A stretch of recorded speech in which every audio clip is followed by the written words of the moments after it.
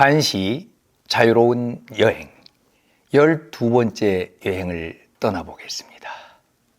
오늘은 가도라고 하는 분의 제2응 유거라고 하는 시를 통해서 그 은거에 대한 동경, 그리고 여기서 그 유명한 퇴고라고 하는 성어가 나온 그 유래도 한번 살펴보도록 하겠습니다.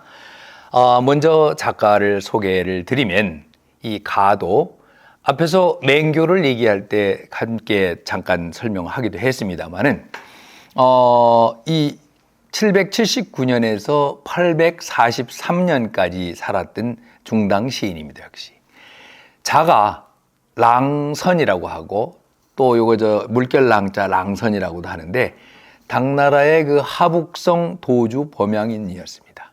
그리고 스스로 갈석사인, 비석 갈자 써서 돌설자에서 갈석산인이라는 호를 쓰기도 했습니다.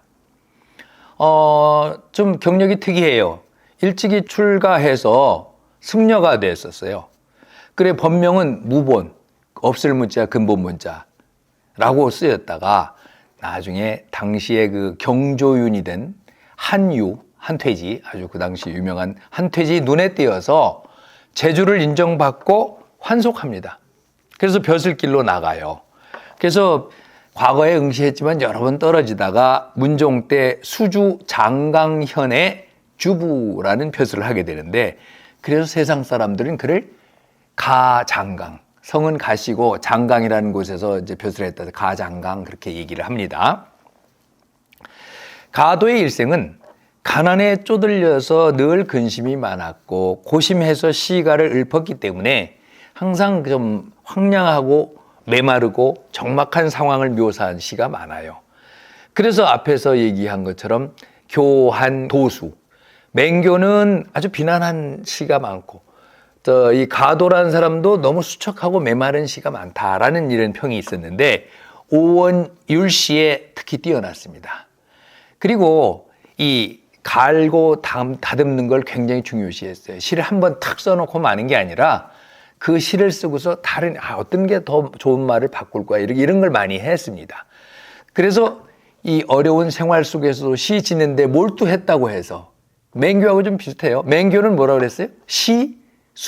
시의 감옥에 갇힌 죄수와 같다 해서 시수라고 그랬는데, 이 가도는 시의 노예다. 시에 완전히 사로잡혀서 있는 사람이다.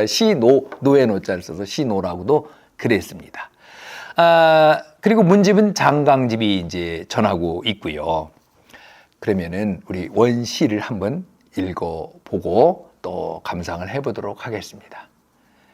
제2응 유거가 제목입니다. 제라고 하는 것은, 이때 제자는 원래 이제 제목이라는 그 명사로 쓰이기도 하지만 이때는 동사예요. 뭐에 주제를 붙여서 시를 쓰다, 이런 얘기예요. 그래서 우리가 뭐 그러잖아요. 뭐뭐에 붙여, 무슨 산에 뭐 경치에 붙여. 여기서는 이응유거는, 이응은 이 가도의 친구입니다.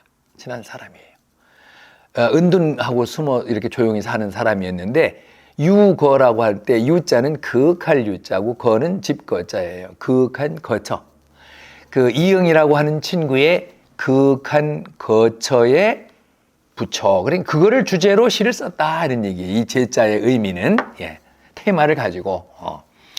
그래서 한번 이것도 다섯 글자로 됐으니까 5원시예요. 다섯 글자 중에서 하나, 둘, 셋, 8개로다, 8구로 되어 있잖아요. 그러니까 이런 시를 오원율시라고 합니다. 제가 그래서 주로 이제 요즘 율시를 많이 이제 소개를 해드리는데, 한번 보겠습니다. 여기 한거 소린병이요 초경입황원이라, 조숙지변수요 승고월하문이라, 과교 분야색이요 이석 동운근이라, 잠거 활례 차리니 유기 불부원하라.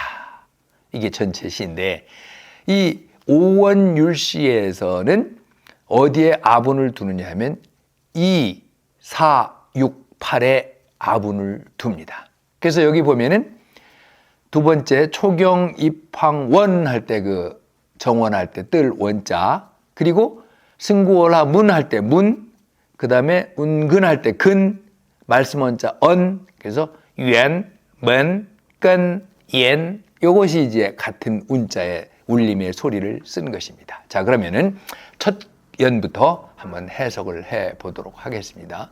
한거. 한거는 한가한 한자에 거할 것자니까 한가롭게 산다 이런 거예요. 한가롭게 사니. 소자는 적을 소자로 쓰였습니다. 젊을 소자도 돼요. 근데 여기서는 적을 소자입니다. 린병. 린은 이웃린자고 병은 아우를 병자예요. 함께 같이 사는 이웃도 별로 없구나. 아주 외딴데 조용한데 살고 있다 보니까 이웃에 이웃집도 별로 없구나. 이제 친구 집에 찾아온 거지. 와서 보니까 그렇더라는 거죠. 그리고 초경입황원. 그리고 그 전에 처음에 그런 말씀을 드렸죠. 오원시는 둘셋 둘셋 이렇게 끊어서 읽으면 좋아요. 칠원시는 둘둘셋 둘둘셋 이렇게 끊어 읽으면 해석이 자연스럽게 잘 되는데, 초경, 풀초자의 지름길 경자입니다. 오솔길 경자예요. 풀이 무성하게 자란 조그만 길은 입 들어간다. 어디로? 황원. 황은 황무지, 황폐하다는 거예요. 황폐한 정원으로 이렇게 길이 들어간다는 거면 이어져 있다는 거예요. 풀이 무성한 오솔길은 황폐한 정원, 아주 그냥 사람도 잘 오지 않고 그래서 막 그런 정원으로 이어져 있네. 그 다음에 우선 그냥 문장의 뜻을, 시의 뜻을 먼저 해석해보고 나중에 이제 감상을 하도록 하죠. 조숙지변수요.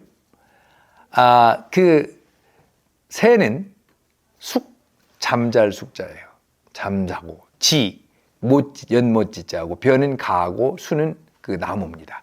새는 그 연못가의 나무에서 잠들고, 승고월하문이라. 스님은 고자는 두드릴 고자고, 월하, 달빛 아래 문을 두드리는구나. 예. 그 다음에요. 세 번째 예는 과교 분야색하고, 다리를 건너니 들의 그 경치가 쫙 갈라지는 것 같고, 이석 동운근이라.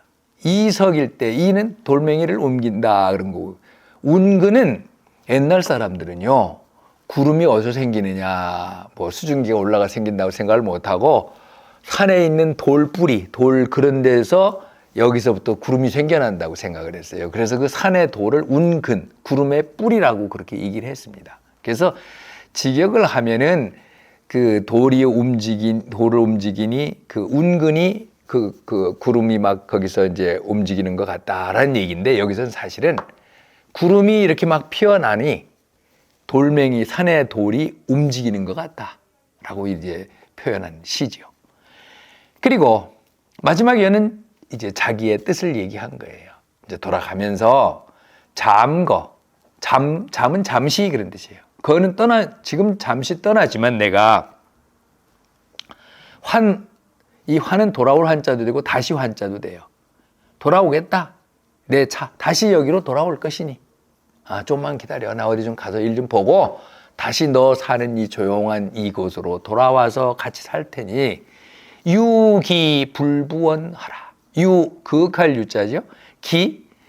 유는 그윽하다는 건 뭐냐면 조용히 은둔해서 사는 걸 말하는 거예요. 기는 약속하는 거예요. 기약이에요. 조용히 살고자 하는 기약을 부자는 어긴다는 거예요. 그 말을 잊고 배반하고 잊어버리지 말라. 그러니까 함께 우리 나와서 내가 잠깐 갔다가 다시 돌아올 테니까 그때 자네와 함께 은거하자는 약속일랑 잊지 마시게.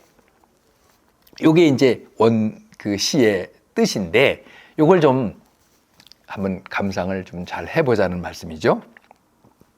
이 시는 가도라는 사람이 은둔에서 살고 있는 친구인 이응의 거처를 찾아가고 또 갔다가 돌아오는 중에 쓴 같은 친구의 집 근처에서 포착한 상황을 시로다가 아주 효과적으로 그려낸 시입니다. 첫 번째 연에서는 뭐라고 그럽니까? 한거 소린병. 한가하게 사니까 이웃도 적고, 풀이 잔뜩 난 오솔길은 황폐한 정원으로 이어졌다 하는 얘기는 이웃집도 거의 없이 외딴터에 사는 것이죠. 그리고 잡초가 무성한 오솔길이 황폐한 정원으로 이어졌다라고 하는 말은 아주 간단하잖아요, 말은. 그렇지만 그 말로써 이미 그 주변 상황을 다 그려낸 거예요. 그게 시의 묘미예요. 안 봐도 다 그 주변에 집도 없고 풀이 막 무성하고 이런 상황을 딱 그려줬습니다. 그 다음에 둘째 연은 뭐예요? 친구 집에 도착해서 들어가기 직전의 순간을 포착해서 아주 생생하게 그려내고 있는 것입니다. 아마 집 근처에, 이 친구의 집 근처에 연못이 있었던가 봐요. 연못가에 큰 나무도 있는데 새들이 와서 거기에 이제 둥지에 깃들고 그러는데 달이 딱 떠있는데 달빛 아래에서 스님이 문을 두드리는구나. 근데 이 스님은 어쩌면 시니까 자기 자신을 말하는지도 몰라요. 본인이 승려였거든요. 아니면 혹 또 다른 스님이 또 찾아왔는지 그건 뭐 알 수가 없어요. 근데 한번 보세요. 달빛 아래 스님은 문을 두드리고 새들은 연못가에서 집을 찾아서 잠드는 거. 이게 마치 한 폭의 그 동양화 그림을 보는 것 같은 느낌이 들지 않습니까? 근데 그 조숙 지변수 승고 월하문이라고 하는 세 번째 구절과 네 번째 구절, 둘째 연이 나중에 이걸로 인해서 실제로 이게 어떤 시나 문장을 쓰고 나서 그것을 세밀하게 수정하고 고친다는 퇴고라는 성어가 나오게 됐습니다. 퇴고한다고 그러잖아요. 나중에 이제 고치는 거를. 왜 퇴고가 나왔느냐? 아마 들어보셨을 거예요. 일화는 대략 다음과 같습니다. 가도가 친구 집을 방문하고 이제 돌아가면서 다음날 이제 떠나면서 이렇게 그 시상이 떠올라서 그 앞에 봤던 걸 시를 썼던가 봐요. 그런데 두 번째 구절에 와서 두 번째 연, 두 번 끝 구절. 스님은 달알빛 아래 문을 두드린다라고 할까? 아니면 민다고 할까? 두드린다고 할까? 어떤 게 좋을까? 그럼 막 고심을 하고 나귀를 타고 이렇게 가다가 세서 막 이러는데 집중하다 보니까 한유라고 하는 그 당시 경조인이니까 아주 대감이죠. 그런 분이 행차가 오면은 이리 물러서거라! 그러고 그러잖아요. 근데 안 물러서고 있다가 잡힌 거예요. 그래서 이제 잡혀가서 도대체 너 왜 피하지 않고 그랬느냐. 그러니까 제가 이런 시를 짓다가 보니까 이게 퇴자를 써야 될지 고자를 써야 될지 잘 이러다가 제가 지금 이렇게 죄송하게 됐습니다. 그러니까 한퇴지도 또 시를 잘 알고 문장을 아는 분이니까 고가 좋겠다. 고로 써라. 그래서 승퇴월하문이 아니라 승고월하문.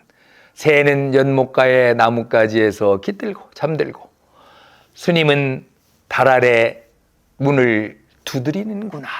이렇게 써라. 그래서 퇴자가 아니라 고자로 썼다. 퇴고라는 말이 여기서 나오게 된 겁니다. 그래서 딱 이제 한유가 이 사람 시 제주도 있고 나랑 같이 가자고. 그냥 자기 수레에 자가용에 올라타게 한 거예요. 그래 돌아가서 가도와 한유가 또 시에 대해서 막 논의하고 그러면서 친한 친구가 됐어요. 친하게 된 거죠. 그래서 결국은 어떻게 되냐? 환속하게 됩니다. 환속해서 다시 과거 시험을 보고 막 이렇게 하게 돼요. 그게 다 한유의 영향이에요. 한유가 알아보고 당신 나와서 좀 벼슬하고 한번 해라. 그래서 이제 그 셋째 연을 한번 보면은 셋째 연에서는 다리를 건너니 이 산과 들의 경치가 분명히 나뉘어지고 또 산 구름이 피어오르니 산 돌이 움직이는 것 같다 하는 이 얘기는 말하자면 그 친구 집을 방문한 다음 날 돌아가면서 쓴 것으로 보여집니다. 그리고 넷째 연을 보면은 이게 재미있어요. 시인이 이렇게 얘기합니다. 내가 잠시 이곳을 떠나지만 곧 내가 다시 돌아올 테니까 우리 함께 같이 은거하면서 살자는 약속일랑은 잊지 말게. 이렇게 해놓고 가다가 길거리에서 한유를 만나면서 퇴고라는 고사를 만들어내면서 환속하고 벼슬길에 나간 거예요. 야, 나 꼭 들어올 테니까 너 약속 지켜. 그렇게 얘기해 놓고서 본인은 마침 가다가 그래가지고 세상으로 세속으로 돌아가게 된 이게 인생의 아이러니가 아닐 수 없습니다. 그래서 이 시는 우리가 퇴고라고 하는 그것으로서 많이 알려진 시입니다. 그래서 여러분들도 한번 이 시의 내용을 한번 음미해 보시기 바랍니다.